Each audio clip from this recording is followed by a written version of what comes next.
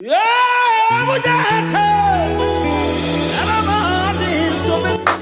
everyone.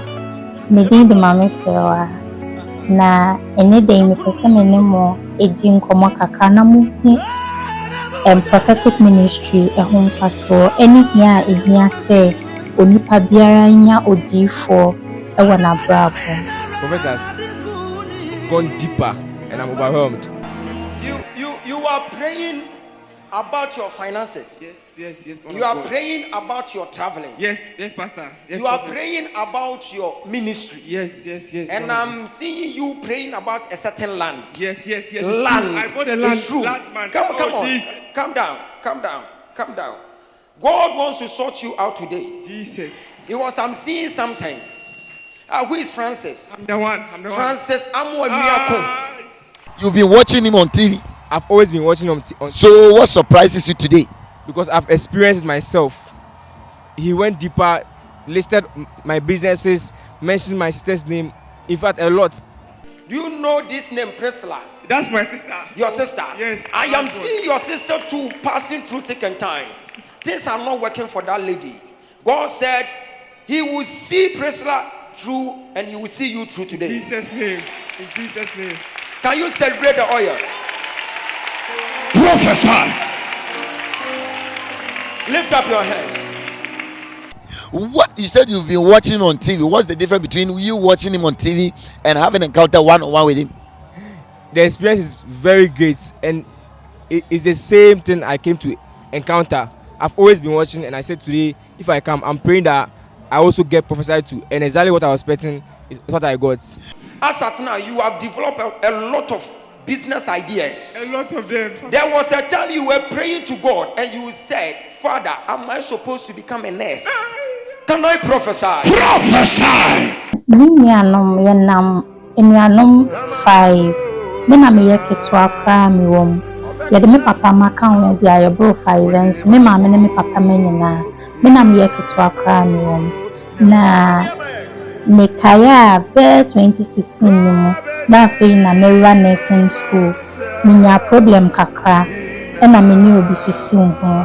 Na nipa ne kire me say eniema bi oho enya mpaebɔ nkwa akwankyerɛ ka ho enti ewo se metu anamo na mekoko hu odifo na me nso na me say me mofa ase nyina Pentecost asɔre na ya tete me wom me ma me ye Pentecost deaconess enti no na asɔre ne doctrines na akyerɛ yen say eni kwan say yetu anamo ekɔ baabia ekɔbɔ mpae free say asɔre nim ye bɔ mpae wa asɔre nim ye bibia wom anso me betena ase hu say me bon paye wa sorry nim die na nso na ohawa na me nemu ada moment no minya anuye bia emma me hawa me namu no nti enam so ma me tu anamo na me kopie odihunufo bi anim ewo Kumase na odihunufo a me kopie nanim no your friend Prophet Dr. Ojaba mama awurade se men kan tro say enso hwe bi eto wo no o ma bi mu nto no begu atamfo ani masawate one of friend Gifty Gifty entwiwadu Ewurade say enkofo bi aye wade bi na obetua wo mosoka ni hu so ma tutu amna gu obi akoma ho one your friend Gertrude wo ba wawu Gertrude entwiwa ama no akwala no wo no 50 May nipa na watutuo no ena na twe nyambofo kokuno Jesus wo so dia na Ewurade bofo nkuno wo so dia Ewurade bofo nkuno mama ayada na akwala ni wuye mokwa ni wawu da fie wati etuo nka Jesus ohu ya se bibia lock na koma eno anso obuhwe fam se krim eti mokwa ya no na wada hote se de wada ena na entasuo e wona no de otutuo ni sesi a mahunu se watenka se ena nwumre bibi besi etu ahya ase e kanche oye nioma basi wotimi kum Gatruda onu so be wubi onu so be dai me pesa wo ma me fire 10 times Fire. fire, fire, fire, fire, fire, fire, fire. Once one time for you. Amen. There were two women and one to. Amen. And when you should Amen. Mama, I don't know me who not to say here. What's your prison service fatally? About me, a prison officer. You're a prison officer. Yes, please. I am seeing well. This is what I'm seeing. I saw you wearing prison service attire. And God has spoken to me that you started prison service. That is 1985. Can I prophesy? Prophesy. We are serving a speaking God. Yes, sir. Can I prophesy like my Prophesy. So you are a prison officer. Have you come to discuss with me? Have you discussed it with my voice? No. Because I am even seeing your service number. I am seeing 426. You are impossible. What's it wonderful? Why? Why wonderful? Why wonderful? Oh, Daddy. I had to. On TV da. What's it what na mekopie ɔdehufo n'anim no nyame anim no kre nsɛm a ɔka kyerɛ me no nyankasa me ho dwiri me firi sɛ menim ne da nso nsɛm a ɔka yɛ ɛma me gidi sɛ ampa sɛ deɛ yɛaka wɔ twerɛ kronkron sɛ yɛwɔ fivefold ministry yɛwɔ asɔfoɔ yɛwɔ adiifoɔ yɛwɔ asɛmpakafoɔ ne deɛ ɛkeka ho no mekopie n'anim no mehu sɛ nokorɛ yɛwɔ obi a nyame afrɛ ne sɛ ne diifoɔ firi sɛ nsɛm a ɔka yɛ nyinaa ɛyɛ nsɛm a na ɛkɔ so wɔ m'abrabɔ mu ɔka nsɛm bi a ɛsisi wɔ m'abusua mu ne nyinaa nso so ɛyɛ nokorɛ enti amaame bɛgye to mu sɛ daabi ɛni kwan sɛ medi asɔre doctrine akyi nko a na meka sɛ metena faako abra me nkɔ hu ɔdehufoɔ ɛnkɔyɛ akwankyerɛ because Bible mu kora akwankyerɛ yɛ adwuma Jesus Christ na yɛdi n'akyi no ɔno kora ɔba asase yi so no ɔbɛyɛ akwankyerɛ abra a ɔbɔ mpaeɛ ɛte ne frɛ ne n'ani no nyɛ mpaebɔ ne asii ya na n'ani teeɛ ɔde mpɛsuo fra ania which is a form of direction enti maame bɛgye akwankyerɛ diiɛ mekɔ maasɔre Pentecost ne kotie nyame asɛm kɔ ɛbɔ mpaeɛ wɔ hɔnom enso still na metu anamon ekokohu odihufoɔ ɛfa akwankyerɛ ɛsan so tie nyame asɛm ɛwɔ odiifoɔ no nso ɛnaase. Man of God, you see, I see him as a teacher, a preacher, as an evangelist, as a prophet, as a bishop. I see him like as a father. He is a father. He is a father. As the young ministers, even old ministers, need to come and submit. I was here bebre ya ho ase. Na Awurade fa papa no ehwie bibi egu ye so. Omayimu me de me see so me hu odifo bi ose no. Also see so tenie ti asem na kana akwese mensa tenie. Ma wo ministry match. Me see my son For how long? Say me started full-time ministry. That is full-time. After me serving others, me full-time 12 years in a year. Haven't seen it such thing before. Never. I have never. Also, men ko bia solomon also for bia no di for bin say On compo. just say on who be pon fa me ho on who be emfa me ho en command anadu krampo me ne me ri adi 3 days Pie ni nyina wa. pie to extend off obi enkrofo po enim ba bia me ko school Ose aboa no be si ho na ye den. omo ye kwa See, where you are having your church, I am now outside. I am seeing a palm tree beside your church. Sometimes when you are having wedding, you build something like canopy outside. Yes. At the back of the canopy, I am seeing a palm tree. It's a demonic palm tree whereby your family witches come to stand on the palm tree. Anytime we'll be having a service, you will see vultures on the palm tree crying facing the church. Jesus Christ. Jesus Christ. Hey! What Jesus made the money. I know you believe it, but and then the SC no. And extreme, I quite extreme. They say, you don't need to compromise.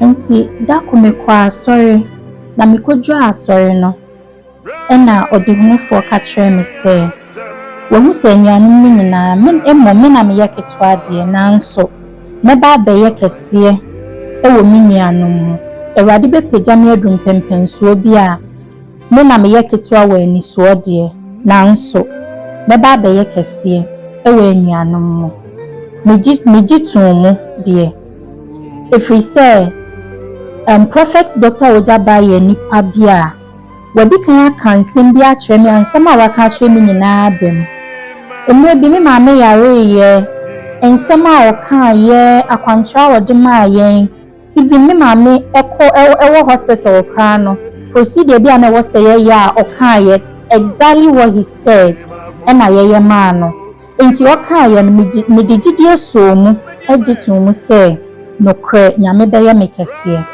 bana yɛ kwan a mɛfa so a mɛyɛ kɛseɛ no deɛ na menim ti da ko mekɔ asɔre na yɛbɔ akwantuo ho afɔre ne yɛyɛ akwankyerɛ afa wo a wopɛ sɛ wotu kwan ho mede gyidie ɛkɔyɛ akwankyerɛ no bi akwankyerɛ baayɛ ne sɛ yɛn so odiifoɔ ne bag mu na yɛmfa ɛnantemfo so te sɛ deɛ yɛkɔfa plane etu kwan momfa me bag yi nhyɛ ne nsam wode footsteps wei te sɛ obi fo plane Kaish!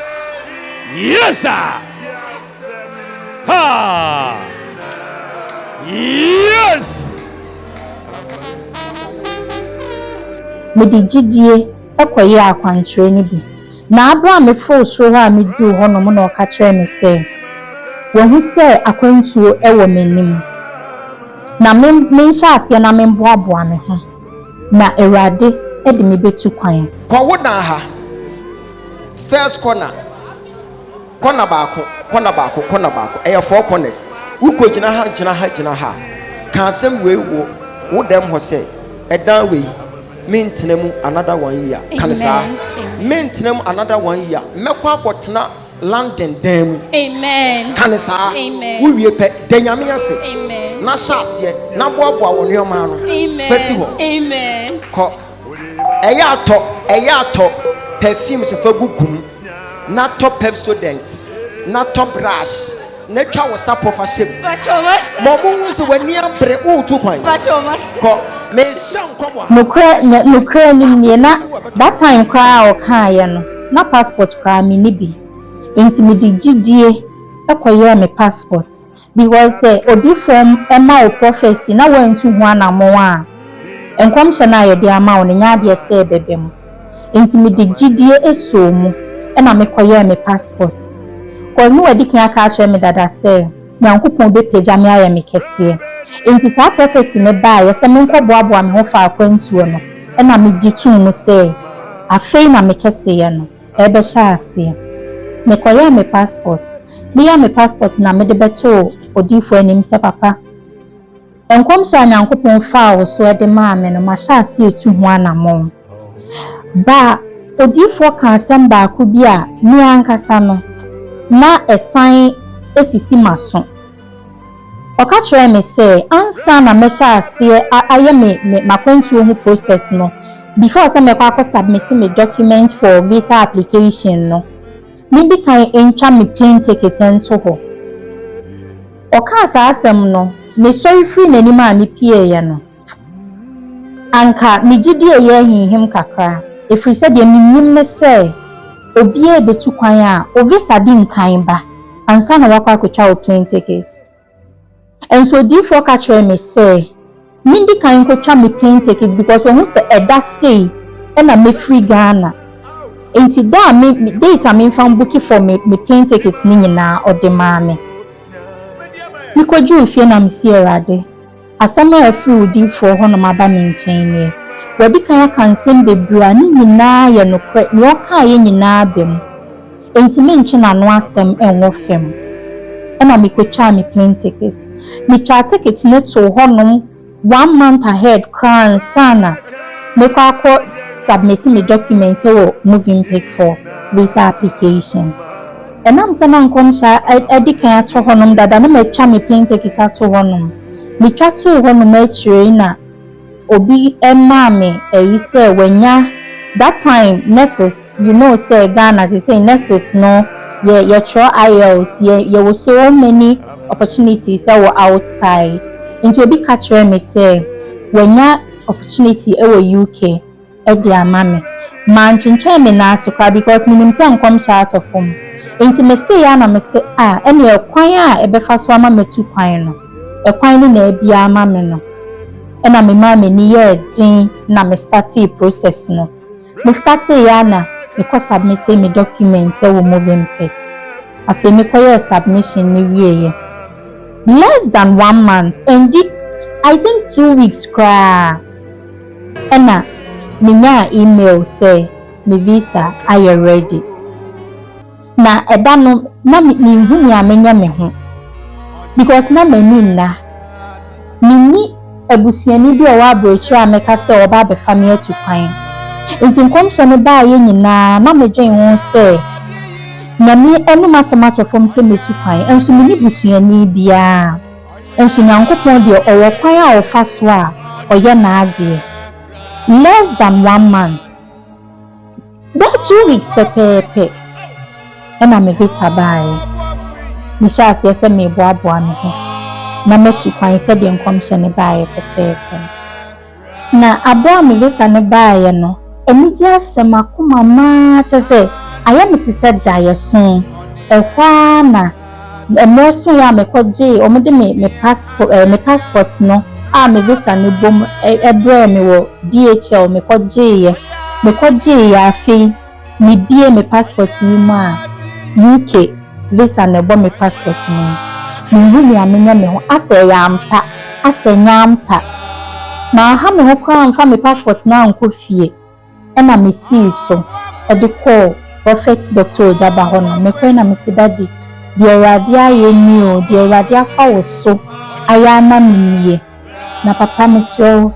je me passport yi to ho ma me na me mfa ngongo ka fie okra na BBC na ekoyira ehwa na me de ma me papa Dr. Ojaba so mfa nto ho ma me na me sha ase boaboa me na ni nyina mu no me ye me visa process ni bibia no mambo obia mane me kasa de we e dia to onipa bi achi mu se ukwa asori na so odifo nyankopon na modifo so na so wo hye wo nkoma yemfa ndin komo enchire nuanom yemfa ndin komo enchire na mfofo pise nipa a woni ne nam no unnim adwen a ewo nipa ho e de mawo inti mambo obia mane me maame ne me papa mpo manka nkyerɛ wo mo me visa me ba yi nyina echi kwa manka nkyerɛ me maame ne me papa na ebeka be 1 week ama me free Ghana no if you say visa me ba yi me date na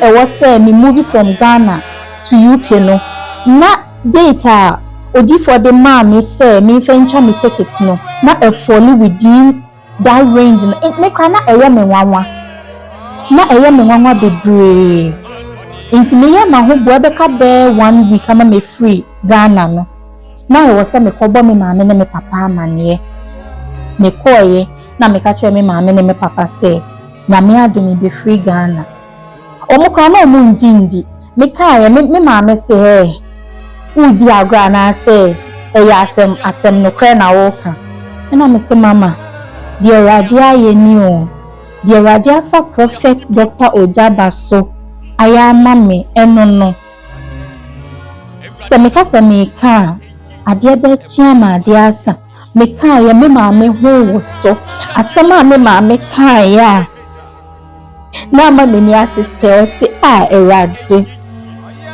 me so ya be friend boga maame if you say busia ni onida so ni baabia o enida so eni bebia just say enya say ye ni ebusia ye we ebusia na ye we ebusia me de minim say me maame ne me papa me nuanom na ye me busia ye wo extended family nkofo mo tututu kwan a wo minim say eba me maame ne me papa side dia anka ye de ye nka ho enti me maame share so asemo bi na no kan se rade me da wase so wa ma me nso ma ye boga maame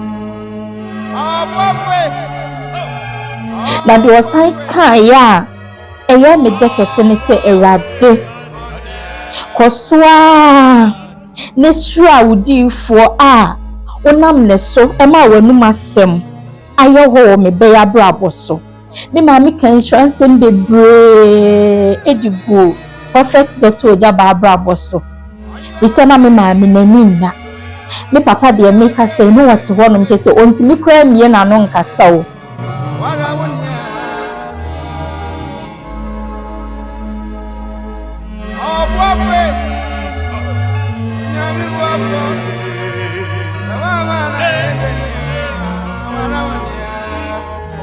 bisa na nani na say ono nso ne ba empanyimfo ho ne baketwa ne nyame afa ne se na wo be pagya wo madum pempen so a o manina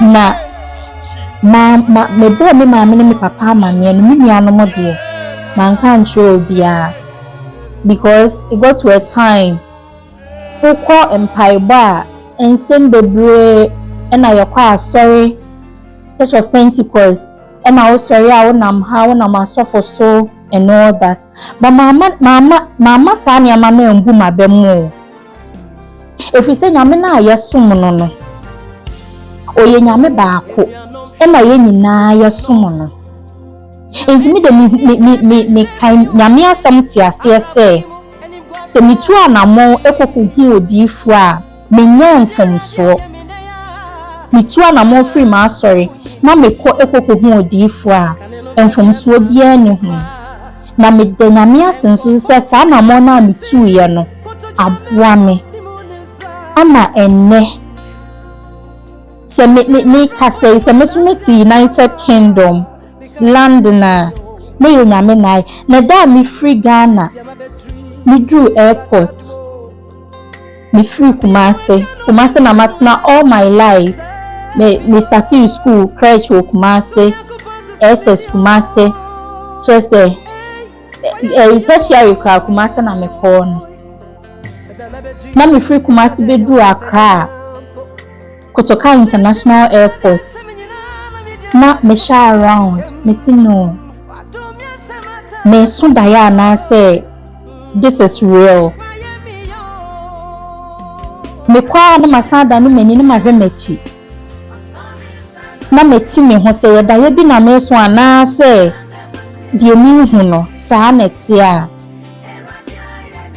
emre ne so ya me kwatna plane no me si Erade me waye mi mfa waseda endi e biara da odi mi kodwo asumdie ma mfa waseda endi de biara da ni bedru ye nyame adom bia de na kwan so me ba bedru ye na me biometric residential permit BRP ye kasa wo ba broche wo se wonya nkrata na wo de be ye ejuma wo de be tu anamo bia me bedru ye na me bia ye ready ana me call post office koje ye me starti mejuma amene sinamia ya adom na se menso ni ananka ebusuam nka ye ka enke ni daso ni bebia se mesumati etukan aba brochire na nyame nam ni di for prophet Dr. Ojabaso na mabeju ha me ye ejuma mitimesha me maame ne me papa me wo Ghana na me yesa ni amane die ba nurse nya me wo Ghana die me salary yesen enso ene mitu kwan mitimi tam sika kase de ma me maame ne me papa mitimi ye niama bia me wo Ghana na mintumi enye emma wo mo ama seso omo so akoma ato omo yem ama omo so hu se nyame akasa ama omo so asebia mintimi mfa nyame aseda endi enti mitu obi biara fu se enyo mfomso da se wo Pentecost wo Methodist wo Roman afori bia wo no se wutu anamon efi wa sorry eko odifo nchen a nyame ani so no wonto mra ebi anipa ani so enam asori doctrines nipa na atena se na watro ba Bible na Ye Christopher ye manual a you using it dear unto mra wo nyame anim.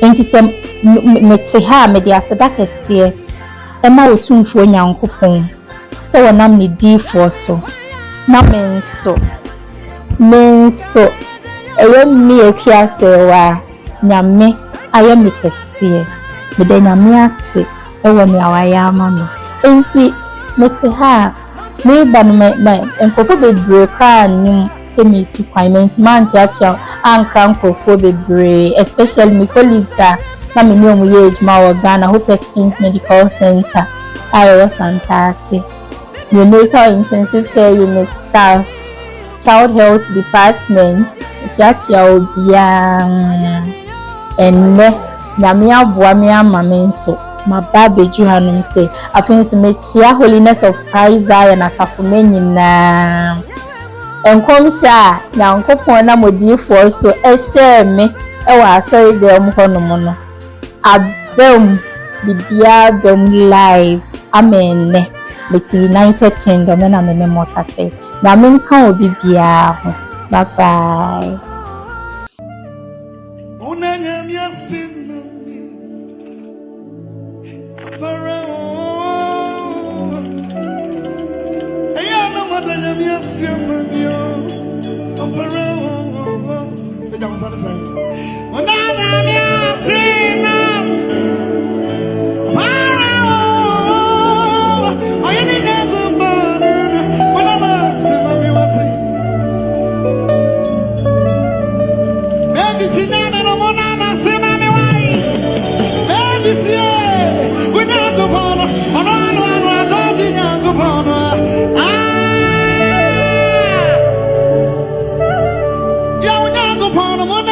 Sing, mommy,